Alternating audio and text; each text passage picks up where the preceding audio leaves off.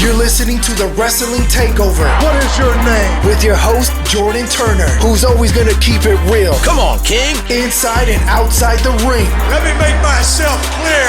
He's got the fans behind him, King. It's time to take over, King. Are you ready? He's all fired up now, King. The takeover. Let's go.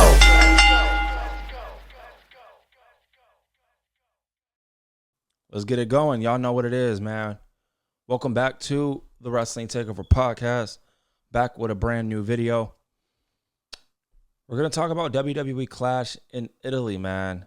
I'm your host, Jordan Turner.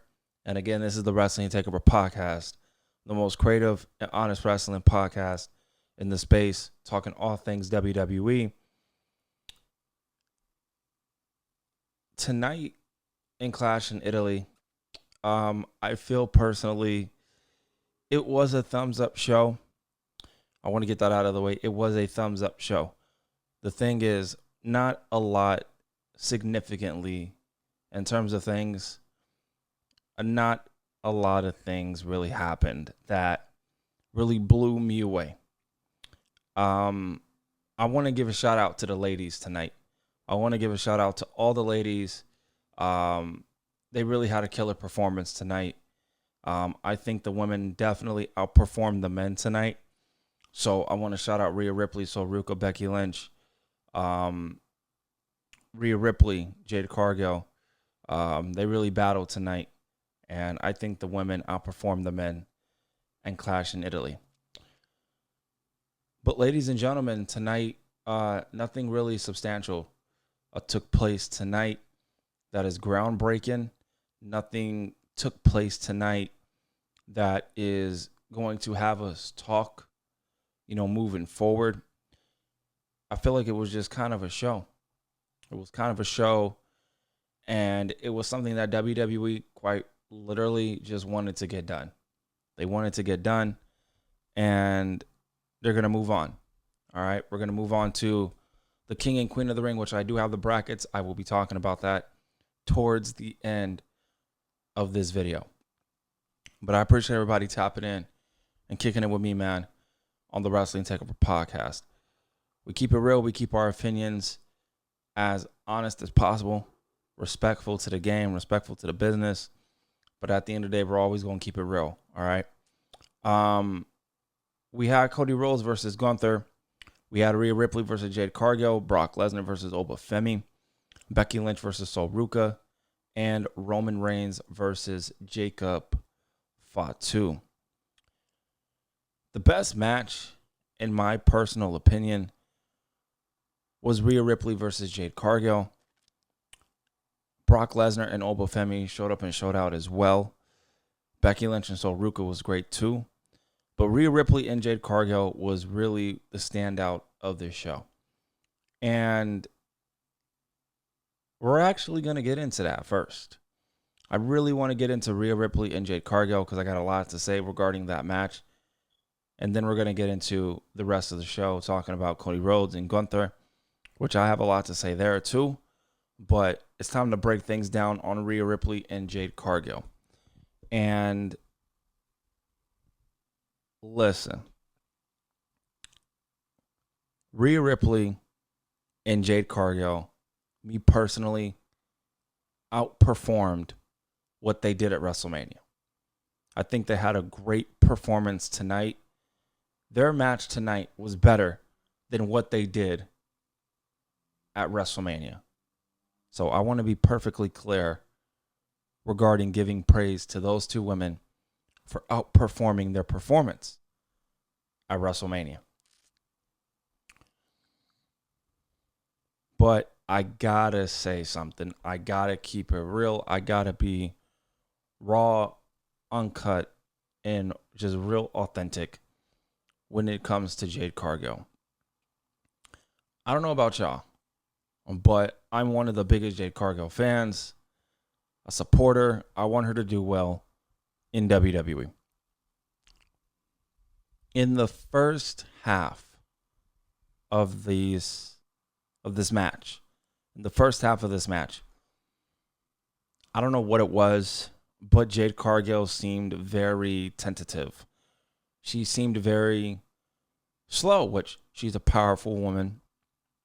Her character is just power and looks and taunting and talking trash. Okay, cool. I'm with that.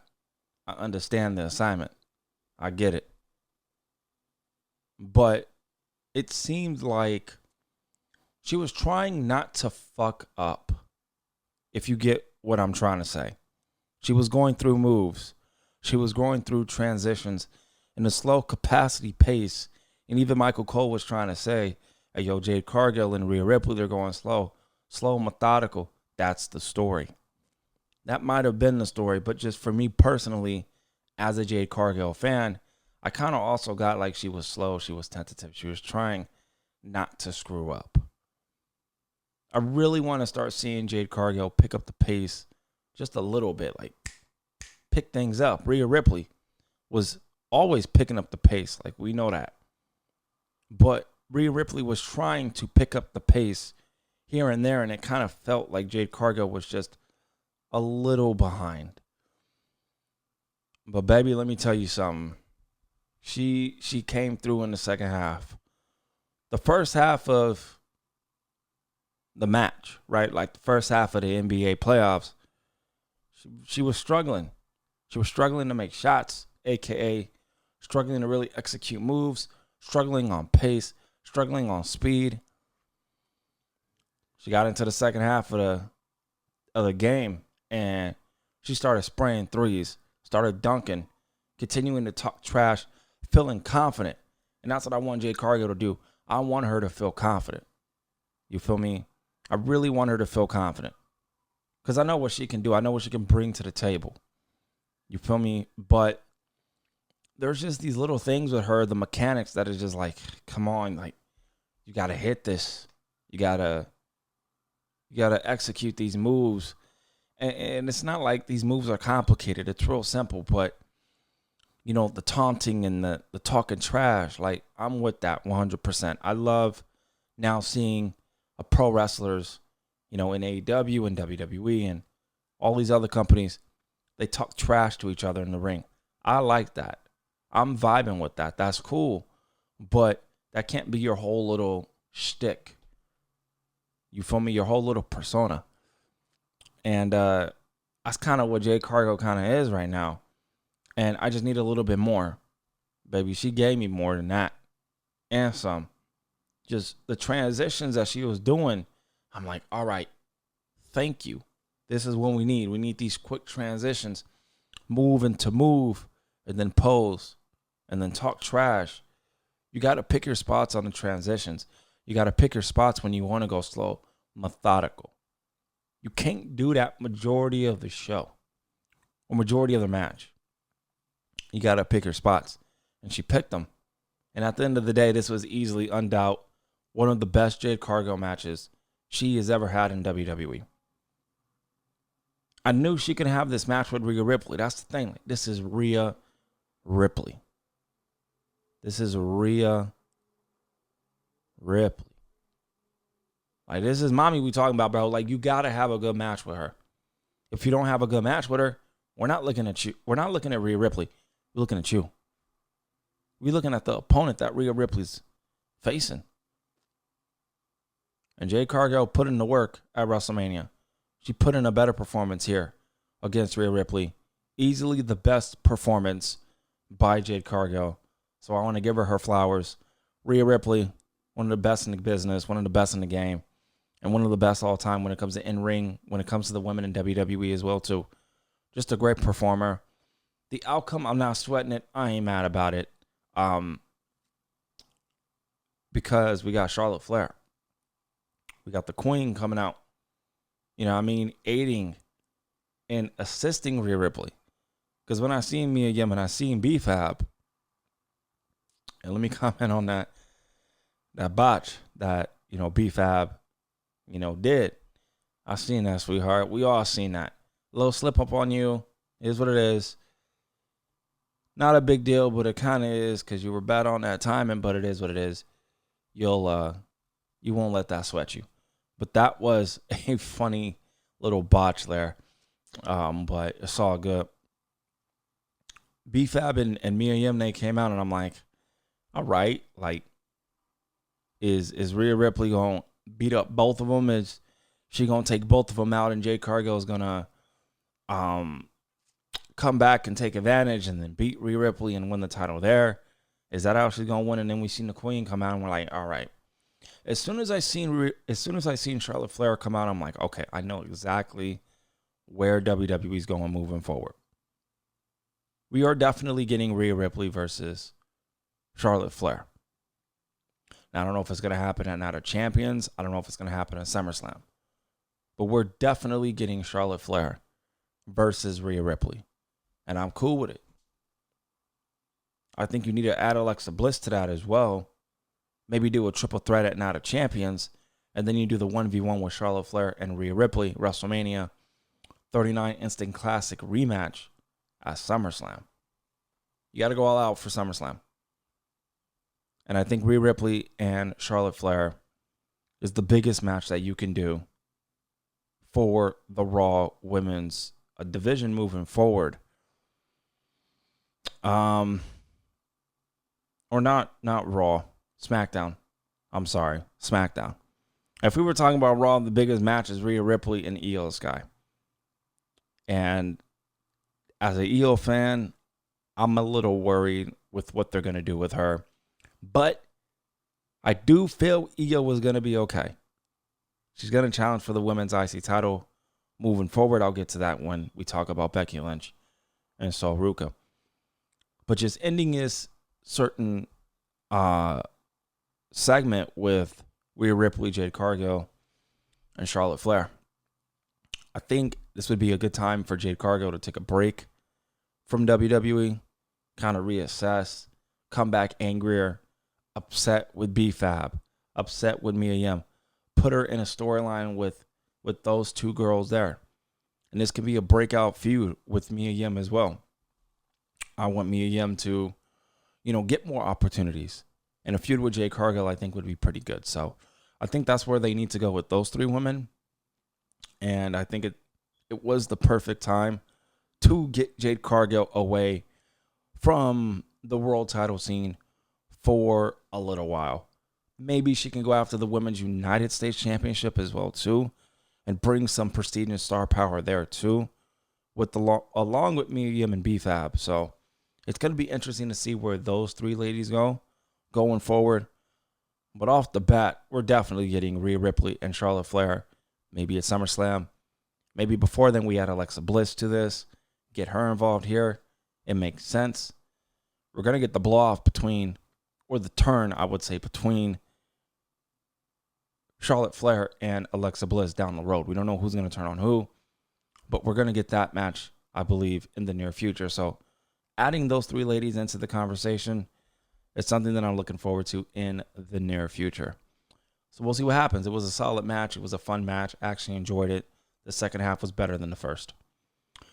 Now, let's get into Cody Rhodes and Gunther. I want to give WWE the benefit of the doubt here. I want to give them the benefit of the doubt. And I'm actually going to give them the benefit of the doubt. I'm going to assume that it was all planned, what we saw. Because if it was not, you gotta be kidding me. You gotta be kidding me. Check this out. I might be in the minority. I don't give a fuck. Like, I want the smoke. You feel me? Like, I'm always gonna voice my opinion. Rather y'all agree or disagree. If you agree, I appreciate y'all. I love y'all. If you disagree with my opinions, I still love y'all, but understand it's my opinions. I know where they're going. I know where they're going with Cody Rhodes. And I'll explain that in a second. I get it. But bro, this could have been the perfect time to take the title off Cody Rhodes. He needs a serious character attitude switch. Cody Rhodes needs an attitude adjustment. The character needs something. because this babyface Captain America character, a politician, this shit lame as fuck, gang. This shit lame as fuck. We need something of a character switch for Cody Rhodes. I'm tired of this shit. That's my rap. Let's get into it, though. Because I'm a fan of Cody Rhodes. The character, you need something new there. They should have pulled the trigger.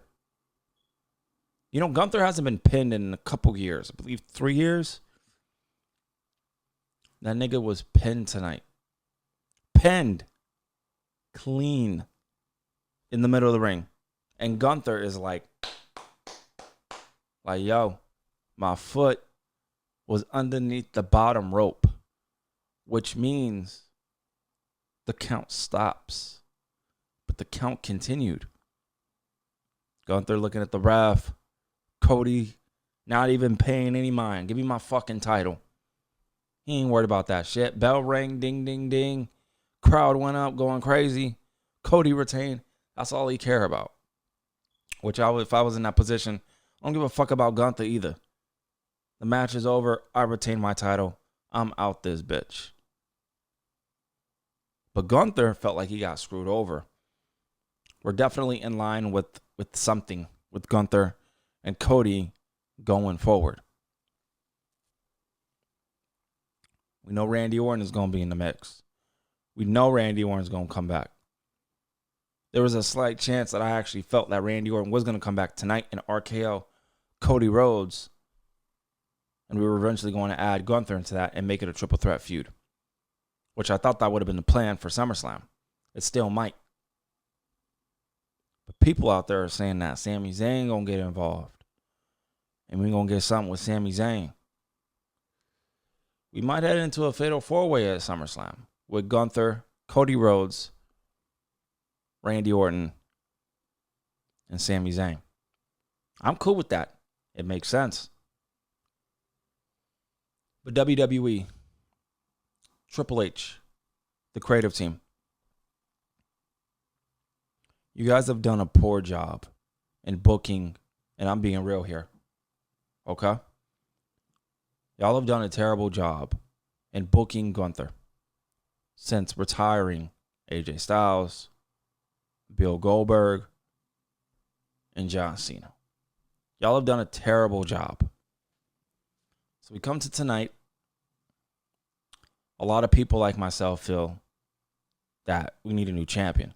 We need something new. This company feels stagnant as fuck. These stories are lame as fuck. We just need something new. We didn't get nothing new tonight outside of Soruka becoming the champ. And God bless Soruka. I'm happy for the girl. Love Soruka. But bro, I'm talking main event, something new. And we didn't get that. Triple H, I seen earlier, he talking about tonight we're gonna change the landscape of WWE. My nigga, what landscape? The landscape that's working on your product, nothing's changed. They paid you saying that we're gonna change things. They go there, they do their shit. They do the same fucking thing. You tell them to go out and change things, they're like, yeah, you know what? We're not gonna do that. We're just gonna stick to the same formula. They going out there working and shit. They finish. You come out. Yo, why is it the same thing? Yo, we couldn't do it. I didn't think we were ready. Woo, whatever. That's exactly what this is right now. In WWE, it's the same shit and it's safe. And at some point, y'all niggas need to switch shit up, bro. Y'all need to change shit up. I don't know when we're going to get that quote-unquote change. But right now, WWE feels very stagnant right now. Let's talk about something that is kind of pissing me off and people really just don't think. And it's very hilarious. It's very hilarious. But, it is what it is. I know what it is, okay? I know what this is. I'm not going to be getting too mad at people not understanding what WWE is trying to do and what we knew WWE was going to do from Jump Street when they announced this rematch. Brock Lesnar and Obafemi went out there, busted ass, thugged it out, crazy. This shit was lit. You feel me? The second match was lit. Niggas talking about, oh, Obafemi got to win this match. Nah, I'm with y'all. I am with y'all 100%. But in the back of my mind, I'm like, bro, that's not going to happen. We're going to get a part 1, a part 2, and a part 3. And the part 3 is going to happen at SummerSlam. We're getting a third match between these two dudes at SummerSlam. I'll get to how they should do that in a little bit. Obafemi is... This nigga is over. This nigga is over. Let me tell y'all something on the real, bro. As a black man, as a black content creator who talks WWE, I loved the fans chanting and showing love to a black man in Obafemi. That shit meant something to me, man. Oh, people be saying that little meme shit. Listen, that was cool. I'm like, all right, bet. These Italy fans know what's up. They know what's up. Obafemi is that dude. Obafemi is a fucking monster. Obafemi is the future. Obafemi, he lost. You know, LeBron James said in 2012, 2013, when he first appeared, you know, with the Miami Heat, I believe it was actually 2010. My bad. Not 2012, 2013. 2010, 2011. When he was with the Miami Heat the first time. Not 1, not 2, not 3, not 4, not 5, not 6, not 7. Y'all remember that? I do. Brock Lesnar gave Obafemi not 1, not 2, not 3, not 4, not 5, at least 6 F5s. 6 F5s. It took 6 F5s, maybe it was 7, to beat Obafemi. Usually, I would have been pissed. And I would have said, Brock Lesnar just made his finisher non-impactful now. That finisher lame as fuck now. Right? That's what I would have said, depending on the opponent. This is Obafemi. Brock Lesnar needs to do 6 to 7 F5s to defeat this man. And that's how much it took. The way this match was structured, I loved it. The way this match started, I loved it. The way it ended, I loved it. I am not mad whatsoever. Let me make that clear. I am not mad that Obafemi lost. Why are people mad that Obafemi lost? This just confirms that they are moving with a third and final match between the two guys. It would make sense to be it at SummerSlam in Minneapolis, Minnesota. Let me talk about how and what they need to do over there. Hey, Triple H, the writing team. I pitch creative ideas over here. I pitch creative ideas on my podcast all the time. And I love it. Because I wish I had the pen in certain aspects. I wish I was in the writer's room. I wish I had creative control. And again, I'm going to wish I had creative control, particularly with what I'm about to tell you. That third match, it can't be a regular match. So let's get that out of the way. It needs to be a stipulation. No I don't want to see the 3 stages of hell. No. I don't want to see a last man standing match. No. I don't want to see a steel cage match. No. I don't want to see a street fight. No. I don't want to see an Iron Man match. These two monsters, these two beasts, this third match needs to be inside Hell in a Cell. Let me repeat that. Brock Lesnar and Obafemi, their third and final encounter. Their match needs to be inside Hell in a Cell. We need some blood. We need a barbaric match with Brock Lesnar and Obafemi. I don't want a regular one-on-one match. Fuck all that smoke. I don't want a steel cage match either. As lame as fuck.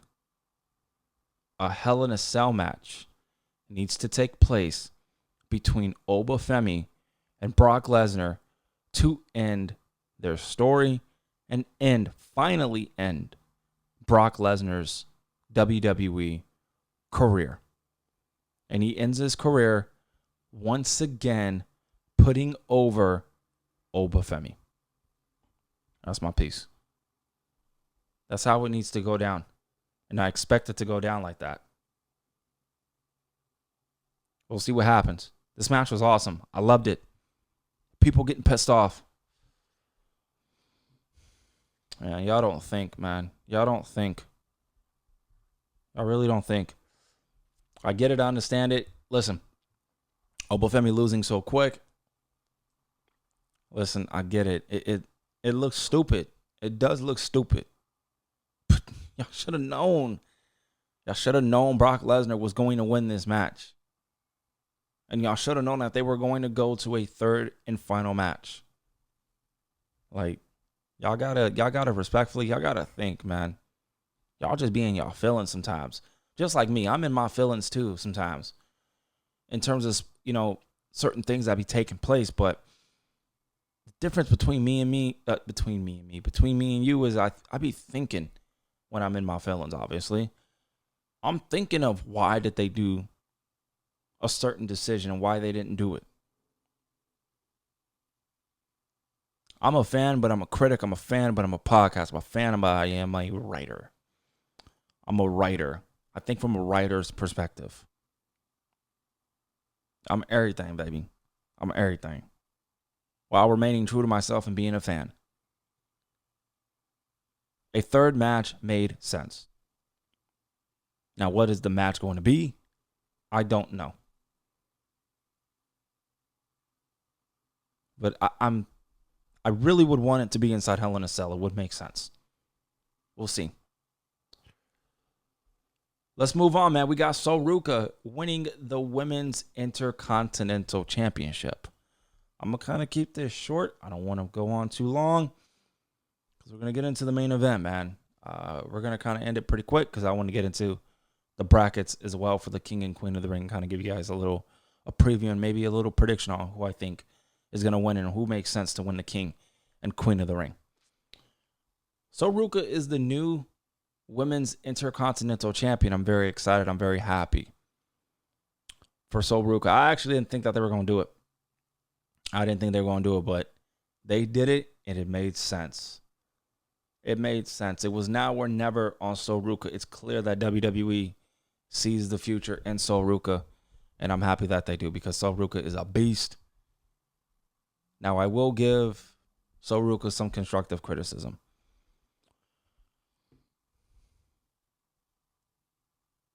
She kind of has to slow down a little bit.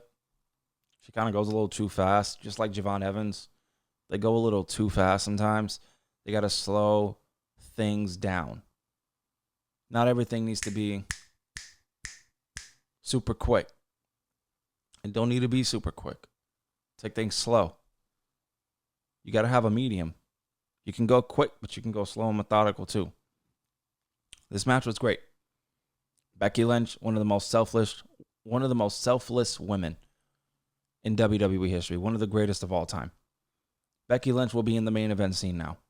Becky Lynch will be in the Queen of the Ring. And there is a high chance that Becky Lynch wins the Queen of the Ring. I don't know if she's really in the bracket. I'm going to see in a second. But if she is in the bracket, a big chance that she could win. I don't know if Io was in this tournament. But even if she is in this tournament, I would move on and give us Io versus Sol Ruca in the near future for the Women's IC Championship.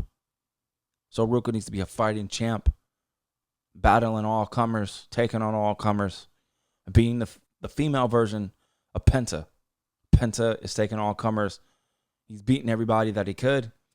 Sol Ruca needs to do the same thing. So we'll see what happens. This was a fun match. I really loved what these ladies did here. And we're going to see what happens, man. But Becky Lynch is definitely going right back to the main event scene because they need women. We don't know when Stephanie Valkyrie is coming back, but fuck all that. Liv Morgan needs fucking opponents, Triple H. She needs opponents. And Becky Lynch is the perfect opponent. But that Judgment Day story, that Judgment Day rivalry that WWE has dangling down, we getting close. We're getting into June, July. August is going to be SummerSlam soon. When is WWE going to pull the trigger on that Judgment Day story with Raquel Rodriguez, Roxanne Perez, and Liv Morgan? That's the biggest story that WWE potentially has right now in the pipeline for the women going forward. So we're going to see what happens. But congratulations to Sol Ruca. Becky Lynch, one of the greatest of all time. Putting over, again, another future talent. But she's going to go right into the main event scene. Let's end it with Roman Reigns and Jacob Fatu. I am going to keep this short and sweet. Not only did nothing happen in this match kind of bored me to death. No disrespect to Roman Reigns, bro. Roman Reigns is one of the greatest of all time. I'm throwing the ones up in the air right now as I'm talking about it. OTC. You feel me? But, bro, this match was boring for the majority of the match. But it picked up. It picked up fast. And it ended up being pretty good. But we knew Roman Reigns was going to win. Come on, bro. Like, stop. People saying Jacob Fatu going to win. Come on, bro. I love Jacob Fatu. Simone Werewolf. I'm with it. But Jacob Fatu is not going to win this match. Now, the aftermath. I'm interested. But I'm pissed, bro. I'm pissed because it's going to be the same shit. Are we really building towards an OG bloodline versus new bloodline with the Solo Sikoa new bloodline low faction? I don't want to see that anymore. We need to do something else. Bro, we need to do something else with this bloodline stuff, man, because this thing is going on for far too long. And WWE, they're really ending and they're really kind of killing the bloodline, just whole thing. They're making it boring. They're making it uneventful. And I don't want to see an OG bloodline versus new bloodline shit. I don't want to see that. That's lame as hell. We need something else. We need new material. But Jacob Fatu is going to fall in line. I'm interested to see where WWE goes from here. And this is going to be a challenge for WWE. This is going to be a challenge for Roman Reigns and Paul Heyman. What else can you pull out of this bloodline story? Because right now, this is getting old very, very fast. It's already old. Fuck all that. It's already old. What else can you do that's new? You feel me? That's going to get us, the viewers, emotionally. Keyword, emotionally invested. We're going to see. And Chad Gable and Ludwig Kaiser, not one match tonight, had a chance to be better than that match. If I had to pick one match, it would have been Rhea Ripley versus Jay Cargo, but that didn't happen. That didn't happen. Best match of the weekend. Americano versus Americano. Chad Gable and Ludwig Kaiser. I want to show them some love, show them some respect. They fucking killed it this weekend. They fucking killed it, bro. One of the best matches of the year, no doubt about it. So shout out to both men there, man. I want to give them some props, some love there. This was a fine show. It's just nothing really substantial happened. I'm sorry. Just it kind of seems that it's just there, and that's pretty disappointing. But we gotta get into this one, man. The King and Queen of the Ring tournament. Let's get into it, man. Instead of making my own little separate video, we're going to get into it right now because this is something that's very, very interesting. And we're going to get into who I think is going to come out and who's not. Let's talk about the women first. Let's get to the women. So the women, we got... Wow. And I'm looking at this live, y'all. I'm looking at this shit live right now. Ooh. Okay. Wow. Even the men's bracket is interesting. Okay, the men's bracket looks a little bit more easier. The women looks complicated as fuck. I'm gonna keep it a stat. Wait. Why is Liv Morgan the women's champion? Bruh, you gotta be fucking kidding me. Bruh. Okay. I'm a little pissed off right now, low-key, at the women's bracket. Who made this bracket, bro? Who made this bracket? This bracket is star-studded, Bob, obviously. I want to get that out the way right now. This bracket is stacked. But, bro, what the fuck? Isn't Liv Morgan the women's champion? Why the fuck is Liv Morgan in this tournament? Isn't she the champion? Yo, isn't Liv Morgan the champ? Why is she in this tournament? Yo, that's crazy. I'm not starting with the women. Fuck all that. Because this looks complicated as hell. Let's get to the men. Whoa, okay. We're gonna go from left to right, okay? Penta versus Obafemi in the first round. Obafemi will be advancing.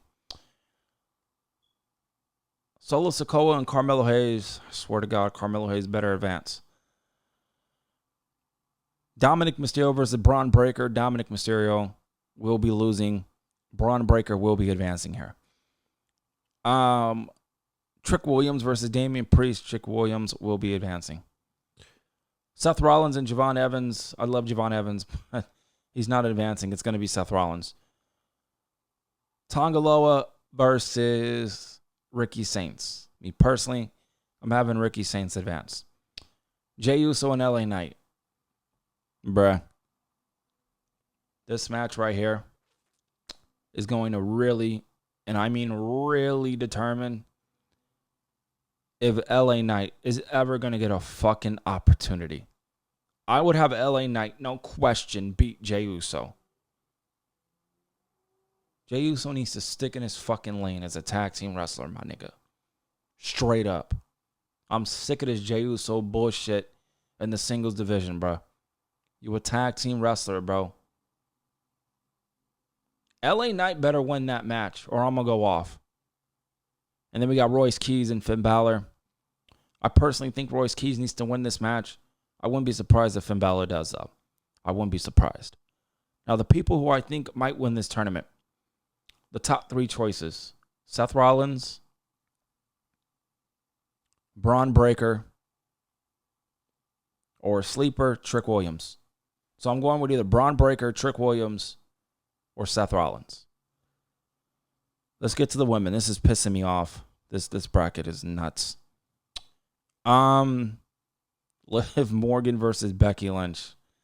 I don't know why the women's champion is in this match, but whatever.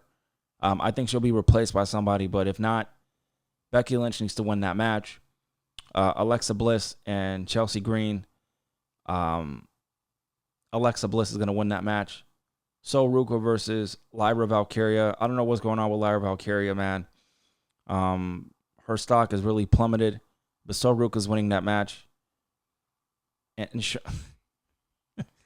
we're already getting Charlotte Flair and Jade Cargill. Charlotte Flair is winning that match. I just don't know how that match is going to end. That's pretty crazy to me. Okay. Roxanne Perez and Io. Bro. Come on, dog. I want Roxanne Perez to advance. I do. Again, the winner of this tournament is going to get a championship opportunity at SummerSlam. If memory serves me correct, Liv Morgan is still the champ. So who is she going to face at SummerSlam? It's got to be one of the Judgment Day members, bro. But I don't think the winner is coming from Raw. I think the winner is coming from SmackDown.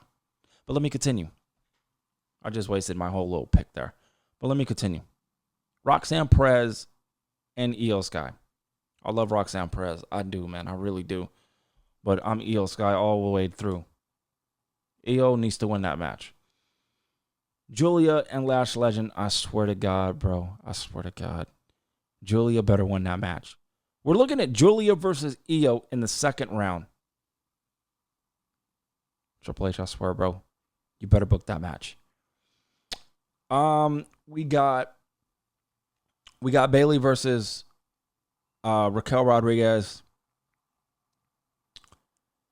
I mean, if they want to have Io lose to Roxanne Perez and have Roxanne, Raquel Rodriguez in the finals, that's going to be interesting. But I think Bayley's going to win that one. And then JC Jane and Kiana James. Again, two future women superstars here. But JC Jane, I think, is going to win this one. But the winner coming out of the women, I think it's either going to be one of these two names, Becky Lynch or Charlotte Flair, with Io being a dark horse. For the men, it's either going to be a Braun Breaker, Trick Williams, or Seth Rollins. So y'all let me know who y'all think. I think the women's bracket looks crazy. Looks a little better than the men, low key. There's a lot of storyline that the WWE can do. They can have fun with this fucking tournament. I think this tournament's going to involve the Judgment Day, though, for the women. It's going to be interesting. I can't wait to see how they're going to do this. But we're going to wait and see, man. The tournament begins this week. So we're going to see what happens. But thank y'all for listening. Thank y'all for enjoying the Wrestling Takeover podcast. Appreciate y'all showing me love. Subscribe to the YouTube channel, y'all. I'm on YouTube. YouTube.com/JTTakeover. Turn on all notifications so you guys don't miss any upcoming videos. The best audio-based WWE podcast. We keep it real. We keep it respectful. But this is undoubtedly the most creative and honest podcast in the wrestling space, man. Talking all things WWE. I'll see y'all next time for a brand new video. I'm host Jordan Turner. Y'all have a good one.